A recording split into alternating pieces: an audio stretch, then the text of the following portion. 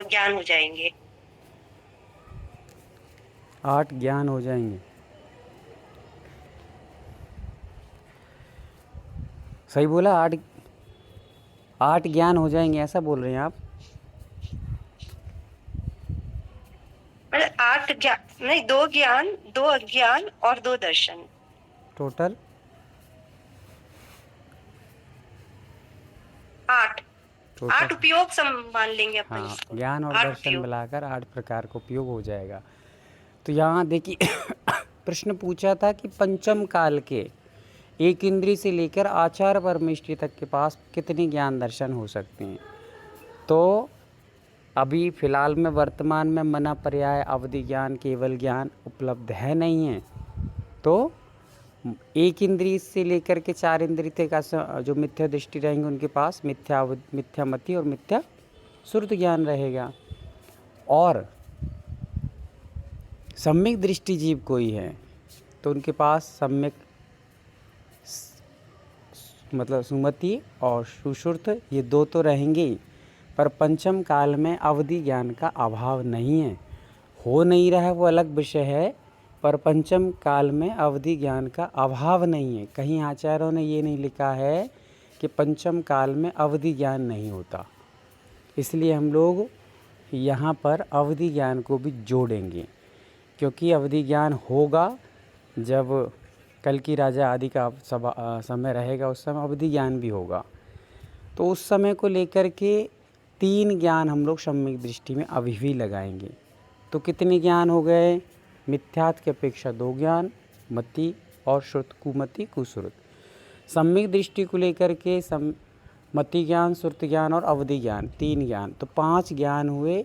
और जब अवधि ज्ञान हो सकता है तो अवधि दर्शन भी होगा, तो 3 दर्शन भी ऐड हो जाएंगे। आ गया समझ में? हाँ या ना? कुछ और जिज्ञासा हो तो पूछ सकती हैं आप लोग। तो इस प्रकार से हमारे 5 ज्ञान और 3 दर्शन, ठीक है, टोटल 5 और 3 8 हो जाते हैं।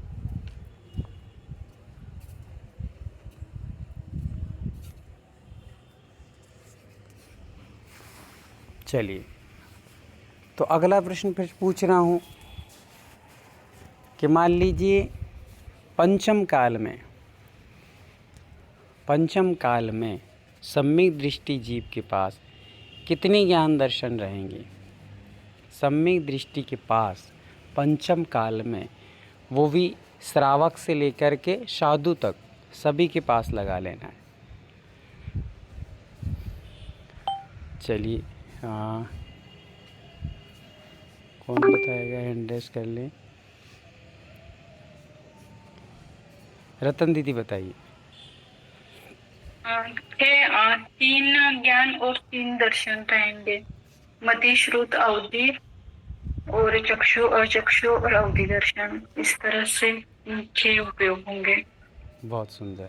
सुमन दीदी आ रहा है समझ में? थोड़ी सी लेट जुड़ी हो, नहीं तो बहुत सारे क्वेश्चन आंसर हो रहे हैं और क्वेश्चन आंसर भी हटके हो रहे हैं थोड़े से। चलिए, अगला प्रश्न आ रहा है। यदि कोई आपसे ये पूछ रहा है, सुमन दीदी से पूछ रहा हूँ अकेले, कि इस पंचम काल में सम्यक दृष्टि जीवों के पास कितने ज्ञान और कितने दर्शन होंगे, तो क्या बताएंगे आप? 3 ज्ञान होंगे और 3 दर्शन होंगे।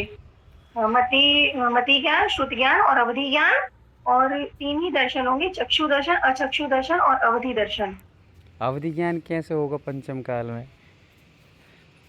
पंचम काल में, लेकिन आचार्य भगवान ने कभी बताया तो नहीं है कि पंचम काल में नहीं हो सकता। वो अभी आप बता भी रहे थे कि तो पंचम काल में।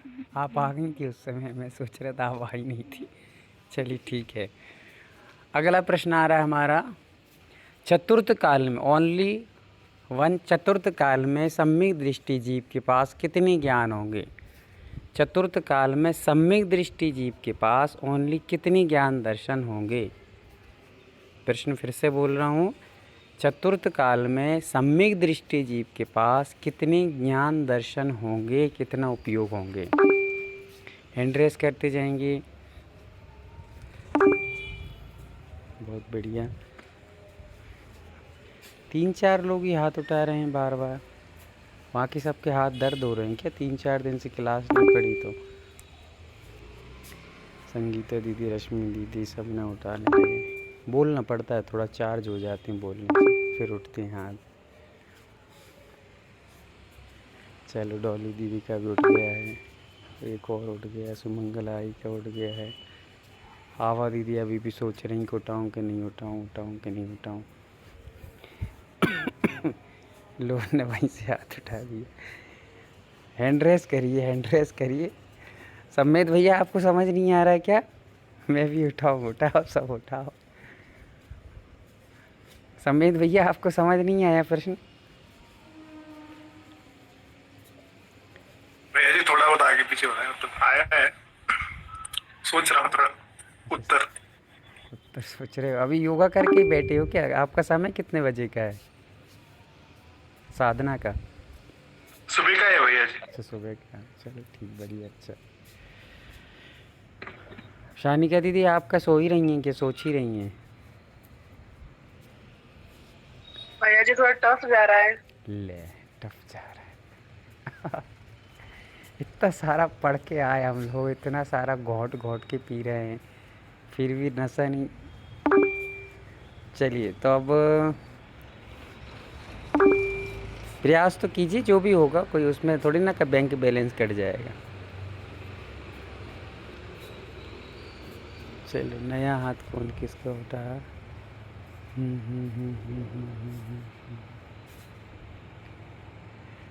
समेत भैया बताइए, आप ही बताइए।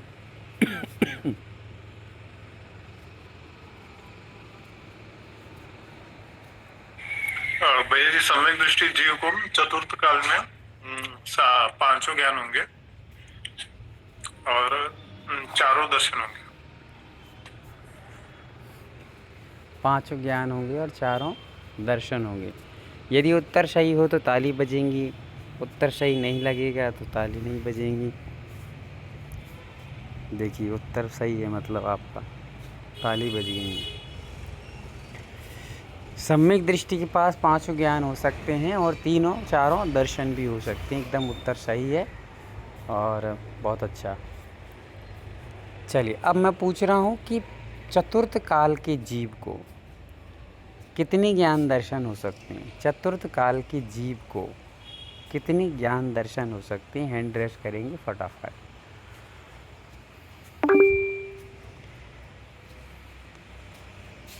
चतुर्थ काल के जीवों को कितने ज्ञान दर्शन हो सकते हैं?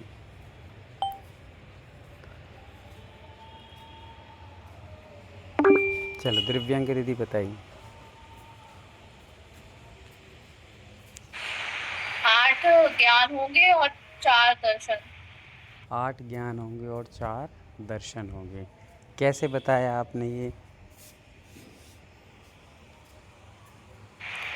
क्योंकि जीव के पास तो 8 ज्ञान और 4 दर्शन होते हैं ना, अब भले ही वो कोई से भी कालता हो। अच्छा कोई से भी काल, ऐसा थोड़ी है, कोई से भी काल में कैसे हो जाएंगे? तो बहुत अच्छा है, उत्तर सही आया है। उसको बस इतना बताना है कि वहाँ जीव कहा है, ना सम्यक दृष्टि कहा है, ना मिथ्या दृष्टि कहा है, तो उसके अपेक्षा से जीव, ओनली जीव, तो जीव में सब आ जाते हैं, है ना। तो इस अपेक्षा से उन जीवों में सम्यक दृष्टि भी समाहित हो गए। सम्यक दृष्टि रहे तो 5 ज्ञान रहेंगे, मिथ्या दृष्टि रहे तो 3 रहेंगे, ऐसे मिलाकर टोटल ज्ञान दर्शन मिला के 12 रहेंगे। बहुत अच्छा। चलिए अब मैं पूछ रहा हूँ कि मिथ्या दृष्टि एक इंद्रिय जीवों में, मिथ्या दृष्टि छोड़ दो आप, एक इंद्रिय जीवों में चतुर्थ काल में कितने ज्ञान दर्शन रहेंगे? जिनको ना आए वो हैंड रेस हटा लेंगे, जिनको आए वो हैंड रेस रखेंगे। एक इंद्रिय जीव में, चतुर्थ काल के एक इंद्रिय जीव में कितने ज्ञान दर्शन रहेंगे?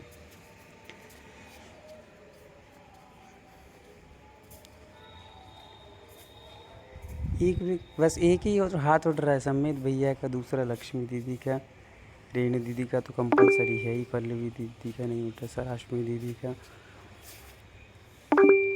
वो भी नीचे हो गया। ले हो सुमंगला, हाँ वो बताओ, आई याद बताइए, सुमंगला आई बताइए। एक इंद्रिय को पूछा है ना आपने। जी जी जी। एक इंद्रियों को, एक इंद्रियों का एक ही ज्ञान, मति ज्ञान होंगे उसके, दर्शन भी एक ही दर्शन होंगे। एक ही दर्शन, दर्शन कौन सा रहेगा? चक्षु दर्शन। कौन सा? नहीं नहीं नहीं, दर्शन एक भी नहीं होंगे। स्पर्शेंद्र एक ही होगा, एक इंद्रिय स्पर्शेंद्र होगा, उसे उसके दर्शन कुछ नहीं होंगे, मति ज्ञान एक ही होगा उसका। थोड़ा सा कोई घबराओ नहीं, आप घबरा गई हैं, वैसे बहुत सारा ज्ञान आपको है पर थोड़ा घबरा रही हो आप। घबराओ नहीं आप आराम से बोलो, थोड़ा सोच के बोलो, कोई दिक्कत नहीं। एक इंद्रिय जीव है तो उसके पास स्पर्शेंद्रिय है, तो स्पर्श से वो जानते हैं, तो उसे मति ज्ञान एक ही होगा, हो गए। और दर्शन?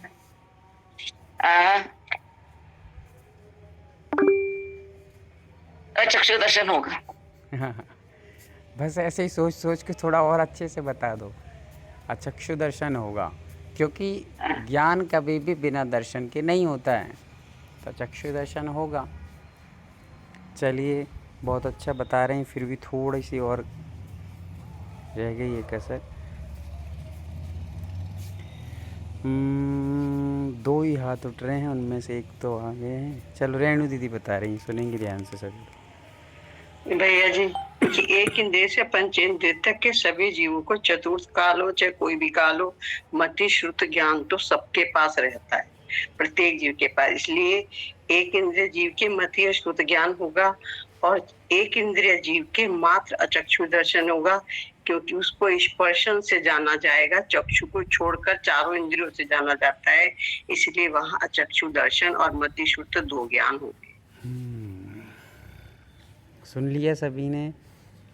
इस प्रकार से हमें जानना चाहिए, क्योंकि मति और श्रुति ये दोनों की जोड़ी है, कहीं भी अकेला कोई ज्ञान नहीं रहता है। अकेला एक ज्ञान यदि कोई रहेगा तो वो ओनली केवल ज्ञान रहेगा, और कोई सा ज्ञान अकेला नहीं रहता है, साथ साथ में रहते हैं। चलिए, कोई बात नहीं है। अब आपको बताना है असंगी पंचेंद्रिय जीव। ध्यान से सुनेंगे सभी। असंगी पंचेंद्रिय जीव के पास कितने ज्ञान दर्शन रहेंगे? असंगी पंचेंद्रिय जीव के पास कितने ज्ञान दर्शन रहेंगे चतुर्थ काल में?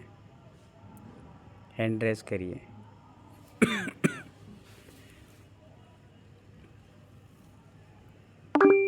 एक हाथ उठा, दो हाथ उठे,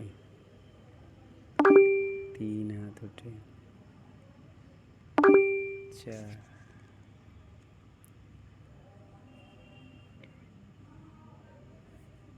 क्या हुआ, समझ नहीं आ रहा डॉली दीदी आपको? तो आ रहा तो उठाओ हाथ।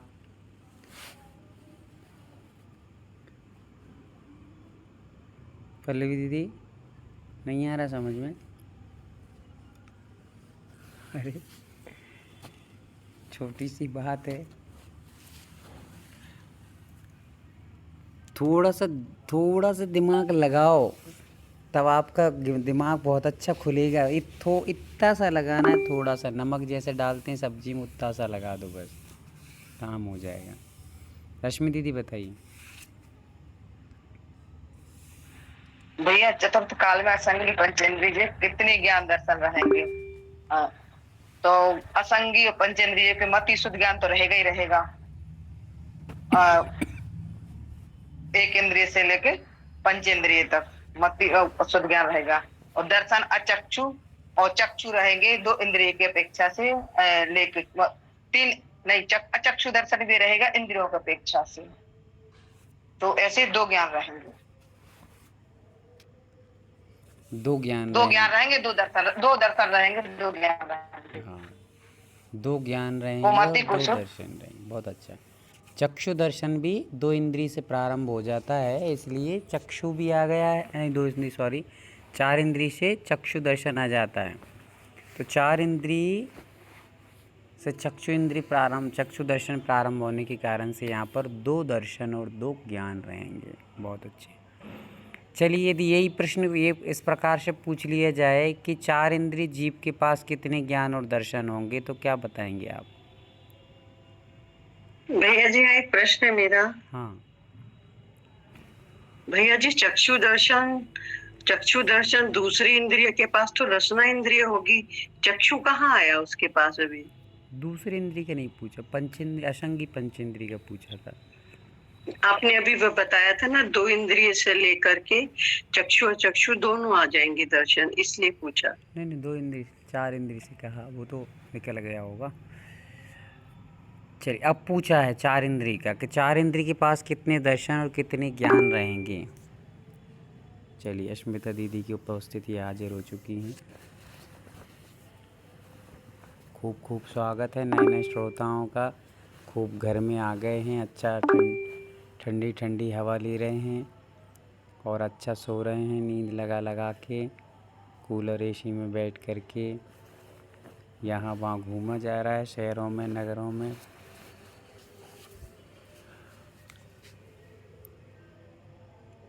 चलिए कोई नहीं बताएगा 4 इंद्रिय जीव के पास कितने ज्ञान और दर्शन रहेंगे।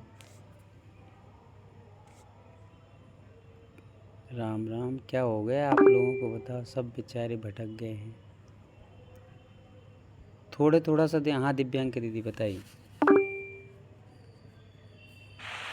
2 दर्शन और 2 ज्ञान होंगे, मति और श्रुति ज्ञान और चक्षु और अचक्षु दर्शन। अचक्षु दर्शन कैसे रहेगा?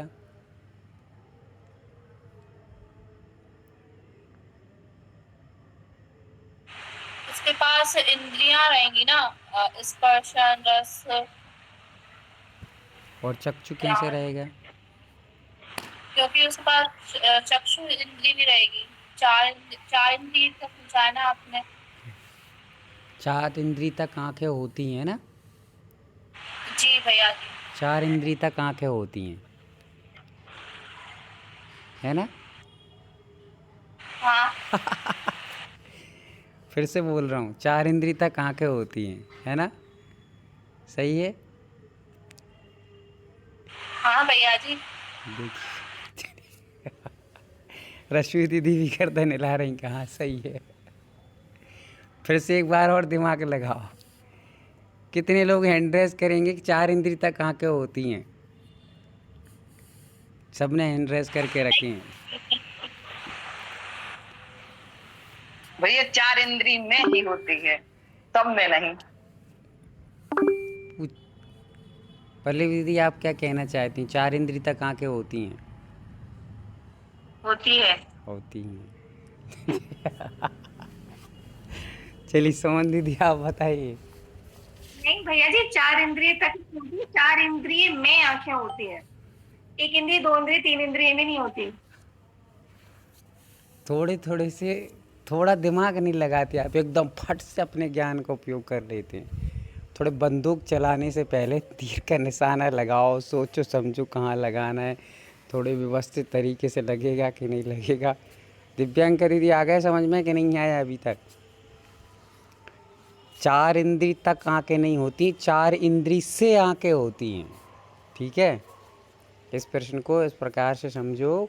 उत्तर आपको ये नहीं देना है कि 4 इंद्रिय तक आंखें होती हैं, 4 इंद्रिय से आंखें होती हैं। ठीक है, चलिए छोटे छोटे क्वेश्चनों में आप लोग इतने ज़्यादा भ्रमित हो जाते हो।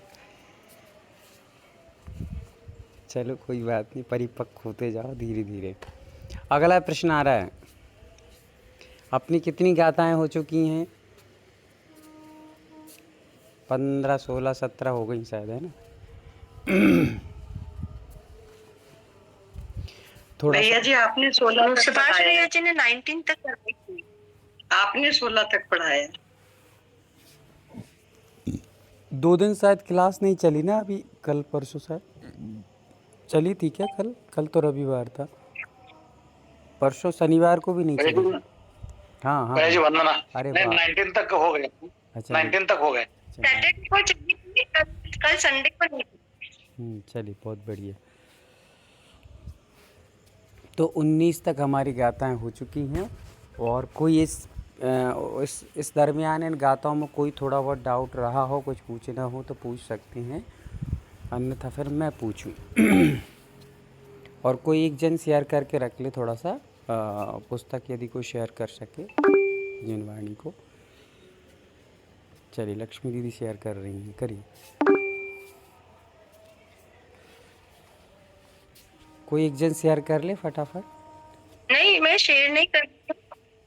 मैं कर वो भैया जी मुझे हाँ, क्वेश्चन डाउट था तो पूछना। हाँ दीदी कर लीजिए, आप रेणु दीदी कर लीजिए। हाँ रश्मि दीदी पूछिए, लक्ष्मी दीदी। वो भैया जी मुझे वो मतलब आकाश तत्व का कोई उदाहरण आप बताइए ना, कि कैसे उसको मतलब अवकाश या स्थान देता है ना, तो उसका कोई ऐसा कोई एग्जाम्पल आप बता दीजिए प्लीज। आकाश तत्व का, आकाश तत्व का एग्जाम्पल हाँ तो भैया जी। आकाश तत्व का एग्जाम्पल क्या होगा? आकाश में तो अपन रह ही रहे हैं अपने घर में, जो अवकाश जो स्थान है खाली पड़े हैं वो सब आकाश ही हैं, पूरा आकाश ही आकाश। उसका कोई एग्जाम्पल सुभाष भैया आप देंगे कोई एग्जाम्पल आकाश का? नहीं, अभी पूरा कल समझा था मैंने कि अपन जो लोकाकाश में है ना, जैसा शेप अपना देखा है, लोकाकाश के बाहर वाला अलोकाकाश है, और जो जगह देता है अपने को सब जीवों को, जो 6 द्रव्य है ना, 5 द्रव्यों को जो जगह देता है, स्पेस देता है, वो अवगाहना जो होती है ना, मिस अवगाहन हमको मिस वहां पे रहने के लिए जो अपन मूवमेंट करते हैं, हर एक चराचर मिस स्मॉल टू बड़े तक सबको जो जगह देता है ना, उसको आकाश द्रव्य हम बोलते हैं। और वो क्या है, दोनों वहां पे 2 प्रकार बताए कि जो अंदर वाला है उसको लोकाकाश है, जो बाहर वाला है उसको अलोकाकाश बोलते हैं। ऐसे 2 प्रकार इन्होंने बताया है। जैनम जिनेन्द्र देव ने ये सब बताया है, ऐसा जानिए। वंदना भाई जी। हाँ नहीं भैया, एग्जाम्पल भैया जी पूछे, जैसे हम उदाहरण। धर्म द्रव्य का ये था कि जल चलती हुई मछली को चलने में सहायता करता है, लेकिन ठहरे हुए को चलने की प्रेरणा नहीं देता है। और वृक्ष ठहरे हुए जीव या पुद्गल को ठहराने में सहायता करता है, लेकिन चलते हुए ठहरने की प्रेरणा नहीं देता है। तो इस प्रकार आकाश द्रव्य का भी कोई ऐसा छोटा सा कोई एग्जाम्पल बता दीजिए ना, मतलब थोड़ा सा। वहाँ पे अंडरस्टैंड क्या करने का थी कि जीवादि जो समस्त द्रव्य है ना, उनको आकाश मीन्स सपोज स्पेस है ना, जैसे हम रूम कंस्ट्रक्ट किया है, वो जगह है बिल्डिंग बांधने के लिए है ना, ये सब आकाश में ही है। हमको कुछ भी चीज अपन करते हैं ना, उसको अवगाहना या स्पेस बोलते हैं ना। जीवादि समस्त द्रव्यों को जो आकाश मीन्स अवकाश देने में जो समर्थ है ना, मीन्स वो मदद करता है या समर्थ है, उसको अपन आकाश द्रव जानना है। ये मीनिंग है और कुछ नहीं। भैया आप बोल सकते थोड़ा। हाँ, इसको यदि एग्जाम्पल के माध्यम से आपको जानना है तो ऐसे समझ लीजिए कि जैसे मछलियां हैं पानी में रह रही हैं, तो पानी उन मछलियों को रहने के लिए जगह दे रहा है। पानी चलने में भी सहयोग हो रहा है, वो चलने का बात अलग है, पर रहने के लिए भी सही उसको इनके स्थान दे रहा है। पृथ्वी है, पृथ्वी जगह नहीं दे सकती है मछलियों को। मछली पृथ्वी पे आते ही मरण को प्राप्त हो जाएंगी, किंतु वो पानी में रह रही हैं आराम से, वहाँ पर बैठी भी रहती हैं। घूमने के लिए तो धर्मद्रव्य है, पर वहाँ रहने के लिए कौन स्थान दे रहा है? तो पानी खुद दे रहा है कि आप रहिए आराम से, हम आपको बाधा नहीं पहुँचाएंगे। तो सहजता से, बिना किसी स्वार्थ के, बिना किसी अवलंबन के, वो पानी जिस प्रकार मछलियों को रहने में स्थान दे रहा है, वैसे ही ये आकाश द्रव्य हम सबको बिना किसी स्वार्थ के, बिना किसी रोक टोक के, बिना किसी पैसे लिए, बिना किसी तनख्वाह लिए, बिना किसी भी कोई स्वार्थ किए, सहजता से सबको अवकाश दे रहा है। ये हमें समझ लेना चाहिए। ठीक है, चलिए।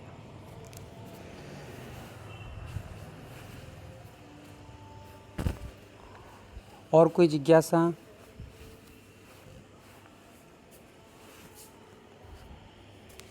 चलिए, तो हमारे सामने गाथाएँ आ चुकी हैं और गाथा नंबर 19 सामने रखी हुई है, आप सबको देखने में आ रही होगी। थोड़ा सा हाँ बोल्ड कर लेंगे। कहाँ गई 19? 20 नंबर।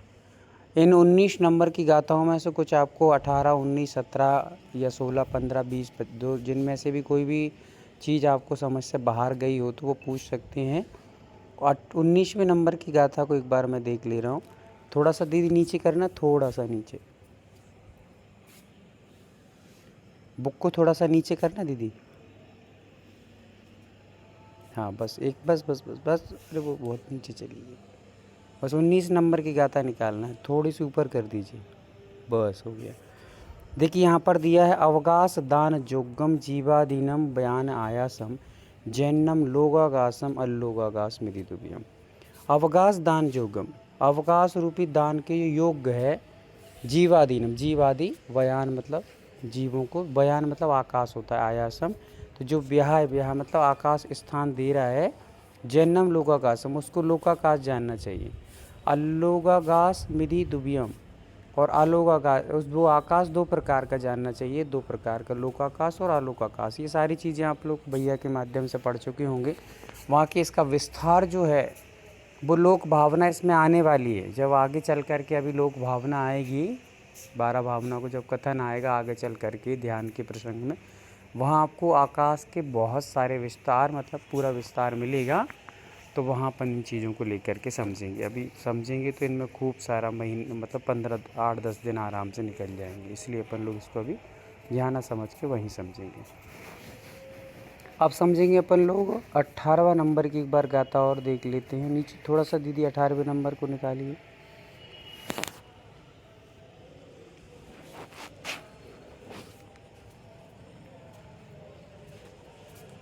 चलिए शायद रेणु दीदी आवाज़ आ रही है आपको? जी भैया जी, क्या बोला आपने? 18वें नंबर की गाथा को थोड़ा सा इसको नीचे कर लीजिए। हाँ, ठान जुदान अधम्मो पुग्गल जीवान ठान सैयारी छाया जय पैयानम गच्छन तैनिक सु। ये अपन ने पढ़ लिया है, छाया, बहुत अच्छा। 20वें नंबर की निकाल लीजिए दीदी।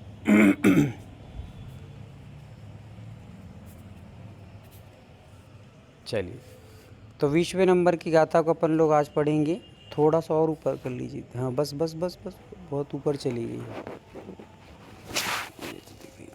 चलिए बस हो गया।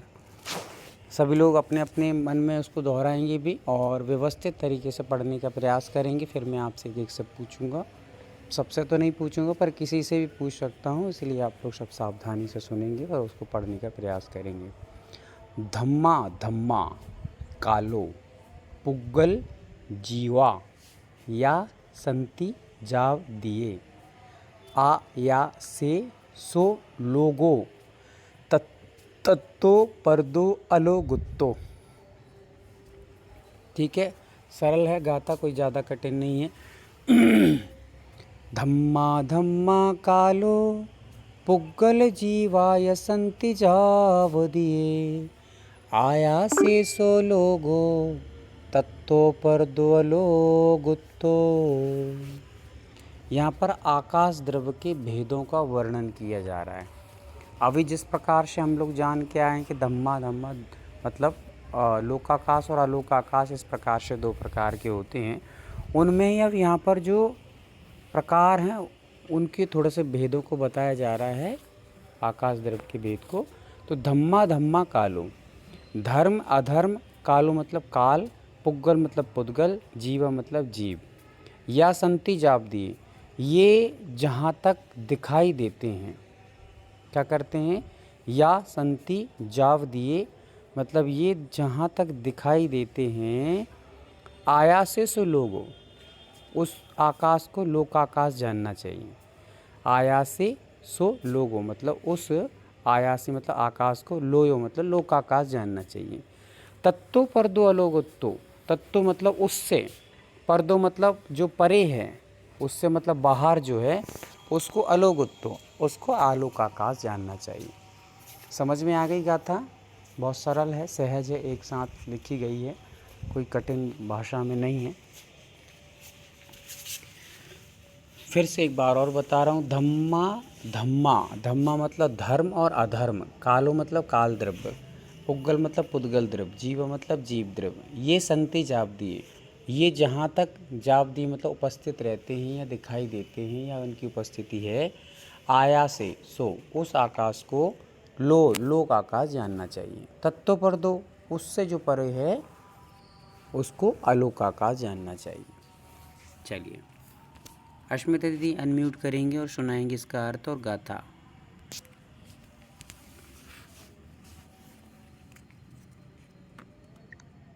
वंदना भैया जी। धम्मा धम्मा कालो उग्गल जीवाय संति जावदीये आयासे सो लोगो तत्तो परदो अलोगुत्तो। धम्मा धम्मा का मतलब होता है धर्म द्रव्य अधर्म द्रव्य। कालो का मतलब है काल द्रव्य। उग्गल जीवा मतलब उद्गल द्रव्य और जीव द्रव्य। यह संति जावदीय मतलब ये जहां तक है मतलब ये जहां तक दिखते हैं जहां तक है। आयासोसो आयासो का मतलब है आकाश द्रव्य। आकाश द्रव्य वहां तक आकाश द्रव्य है। तत्तो परदो अलोगुत्तो मतलब उसका इससे परे मतलब जहां जहां तक जीव ये धर्म अधर्म काल पुद्गल जीव ये द्रव्य दिखते हैं वहां तक आकाश है और उसके बाहर जितना भी है वो अलोकाकश कहा गया है।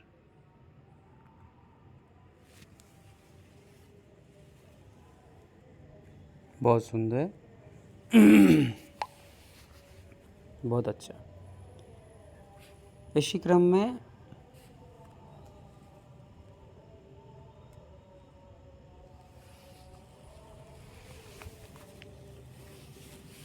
धनश्री दीदी सुनाएंगी।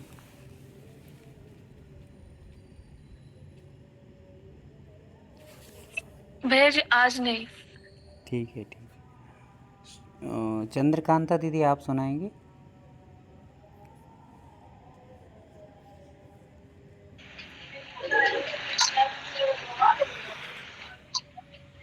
धम्मा अधम्मा कालो पुक्कल जीवा ये संति जाव दिए आयासे सो लोगो तत्तो परदो अलो गुत्तो।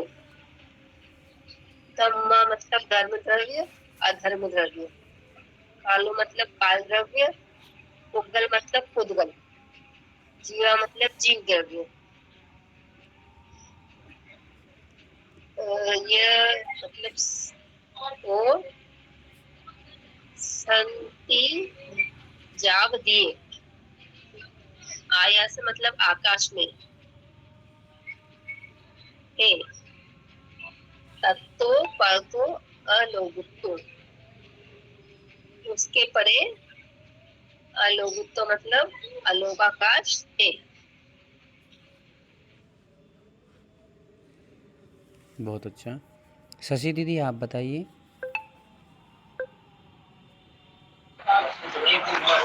वंदना भैया।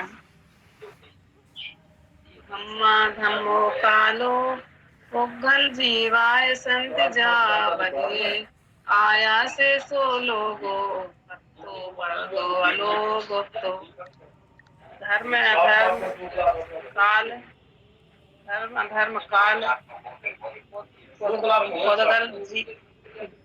पुद्गल धर्म धर्म काल और पुद्गल जीव के जहाँ तक दिखाई देते हैं वहाँ आया से सुनो वहाँ आकाश द्रव्य है और तत्व पर्दो इसके विपरीत इसके बाहर आलोक आकाश है।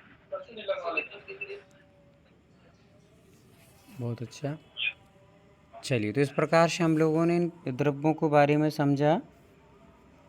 यहाँ पर मात्र लोकाकाश और अलोकाकाश की परिभाषा के तौर पर, परिभाषा मतलब कहाँ कहाँ तक लोकाकाश है और कहाँ अलोकाकाश है, इसके बारे में बता दिया गया है। इसके बारे में विशेष जानकारी यदि आपको कोई चाहिए हो तो आप मुझसे पूछ सकते हैं, अन्यथा तो इसकी और बहुत अधिक जानकारी हम लोग आगे चल कर के जब लोक भावना आएगी वहाँ पे समझेंगे। फिर भी आपको यदि जिज्ञासा हो, यहाँ पर कुछ जानना चाहें तो आप पूछ सकते हैं। स्नेह दीदी। हाँ दीदी पूछिए।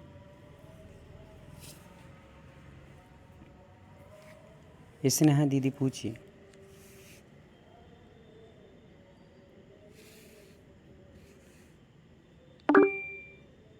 सुमन जी। अपने सिद्ध भगवान भी बोलते हैं ना। सिद्ध भगवान भी लोकाकाश के अंदर ही है, ऐसा बोल सकते हैं ना। जी हाँ, लोकाकाश के बाहर कोई भी जीव नहीं जा सकता है, चाहे वो सिद्ध भगवान हो या अरिहंत भगवान हो।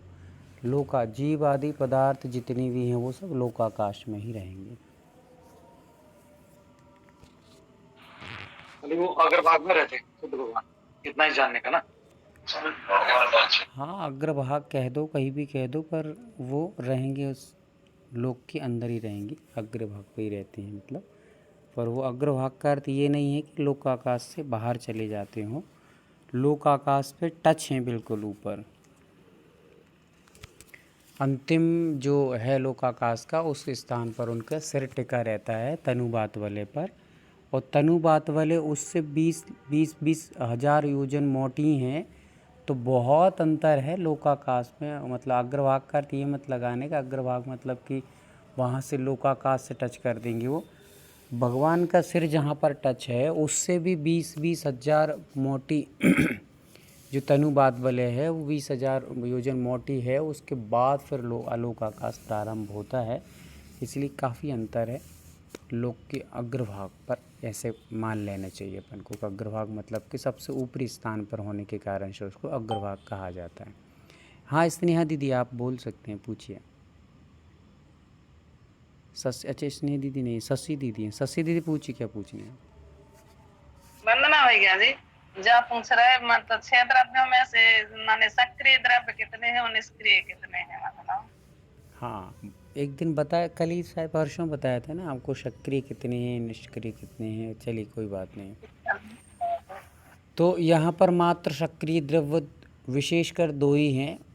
विशेष में तो एक ही जीव द्रव्य है, पर फिर भी अजीब मतलब पुद्गल को भी सक्रिय मान लिया जाता है, क्योंकि वो भी जीव का आश्रय लेकर के और अपने कार्यों को करता है, तो उसके कारण से उसको सक्रिय कह दिया गया। बाकी सारे कार्य निष्क्रिय ही हैं। वैसे विशेषकर 5 द्रव्य निष्क्रिय हैं, पर पुद्गल को जीव की अपेक्षा से, जीव जब तक है उसके अंदर तब तक उसको सक्रिय कह सकते हैं उपचार से। बाकी सक्रिय है नहीं है। उपचार से, जीव के आश्रय से जब तक है तब तक वो सक्रिय है ना। बाकी के समय वो निष्क्रिय ही है, ये समझिए। और बाकी तो है ही 5-4 द्रव्य, तो धर्म अधर्म आकाश काल, ये तो निष्क्रिय है ही। ये अपने स्थान से कभी चलायमान नहीं होते और कोई क्रिया नहीं करते हैं। इनके निमित्त से क्रिया होती है, ये हम समझेंगे आराम से कि इनके निमित्त से क्रियाएं होती हैं, पर ये कोई क्रिया नहीं करते। जैसे धर्म द्रव्य है, धर्म द्रव्य हमारे चलने में सहायक है। इनके निमित्त से जीव और पुद्गल चल रहे हैं, इनके निमित्त से चल रहे हैं, पर ये नहीं चल रहे हैं। यदि आपसे पूछ लिया जाए कि बताइए धर्म द्रव्य को चलने में कौन सहायक होगा, तो क्या बोलोगी शशि दीदी आप?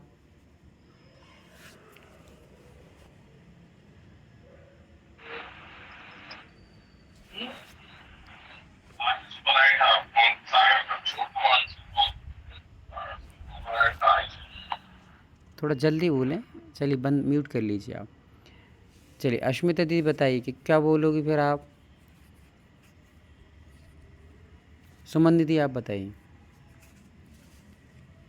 जी भैया जी, धर्म द्रव्य को चलने में कोई सहायक नहीं होगा, धर्म द्रव्य सहायता करेगा। धर्म द्रव्य स्थिर द्रव्य है ये। बहुत सुंदर, स्थिर है, ये शब्द सही आया। स्थिर है, उसकी चलने में कोई भी सहयोग, मतलब वो स्थिर है।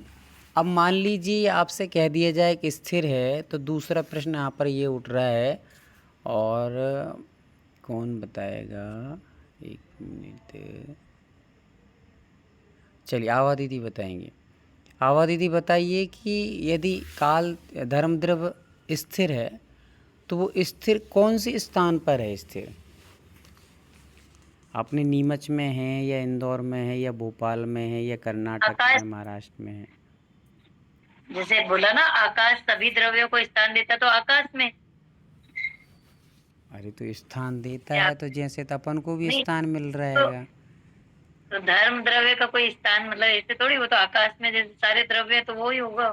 तो वो कैसे धर्म होगा? द्रव्य का सभी जगह, सूरज चंद्रमा की तरह एक आध जगह कहीं तो होगा। चलिए डोली दीदी बताइए। धर्म द्रव्य तो स्थिर है ना भैया जी, तो वो आकाश में ही है। स्थिर तो वो ठीक है, स्थिर स्थिर एक चीज़ की रटना जो लगी सो वही वही बताएंगे, सब वही वही बताएंगे। दिमाग लगा के थोड़ी सी थोड़ा बहुत और नया बता दो। चलिए और कौन बताएगा? रश्मि दीदी ने हाथ उठाया और लक्ष्मी दीदी, हाँ सुमंगला आई, बताइए, आप बताइए। लोकाकाश में।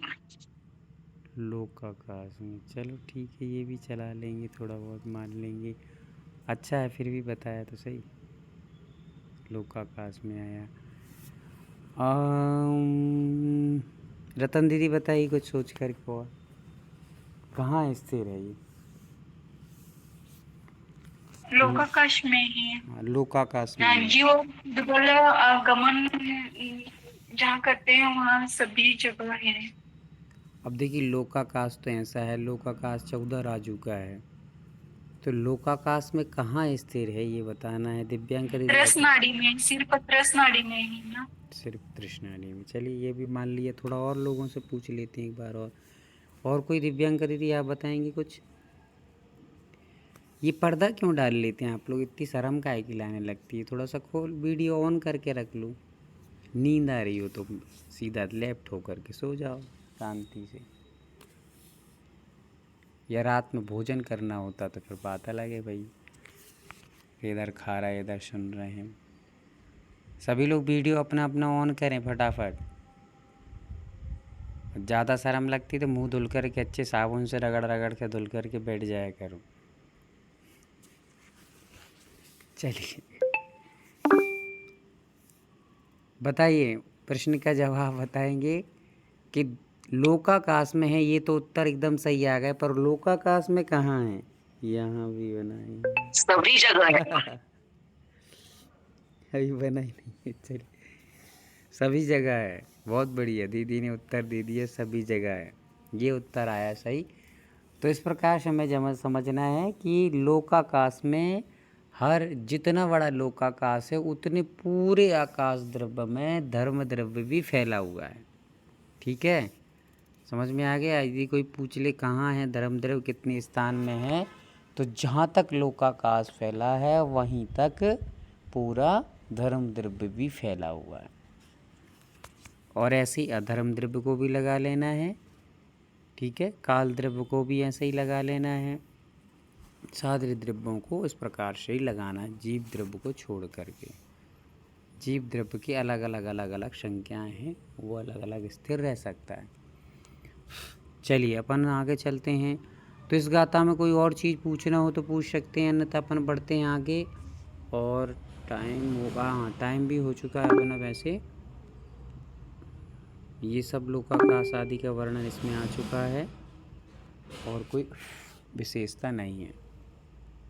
चलिए एक और गाथा पढ़ लेते हैं, फिर अपन यहाँ पे छोड़ते हैं, और फिर उसके बाद आप लोग और सभी लोग फिर से थोड़ा सा जागृत हो जाएं। क्लासें फिर से प्रारंभ हो चुकी हैं सुचारू रूप से। क्लास में यदि कोई पढ़ाने वाला ना आए तो सब लोग जुड़ कर के अपना अपना स्वाध्याय, अपना मतलब आपस में इसी प्रकार के घुमा फिरा कर क्वेश्चन आंसर करें, और आगे पढ़ने का पुरुषार्थ ना करके पीछे वालों का रिवीजन बहुत अच्छे से करने का प्रयास करें। आगे बढ़ने का ज़्यादा वो भगा भक्की ना बीमारी पालें। आप तो जो पढ़ चुके हैं उसको घोल घोल के घुमा घुमा के आगे से पीछे से दाएं से बाएं से सब प्रकार से समझो, उनके उत्तरों को निकालो, प्रश्नों को निकालो और बताओ। चलिए तो अपन अगला करते हैं, काल द्रव्य का लक्षण। आप अंतिम जो द्रव्य है उसका यहाँ पर लक्षण बता रहे हैं, और पहले पढ़ेंगे अपन लोग, आज पढ़ेंगे ही, बाकी इसका जो अर्थ रहेगा वो अपन कल समझेंगे।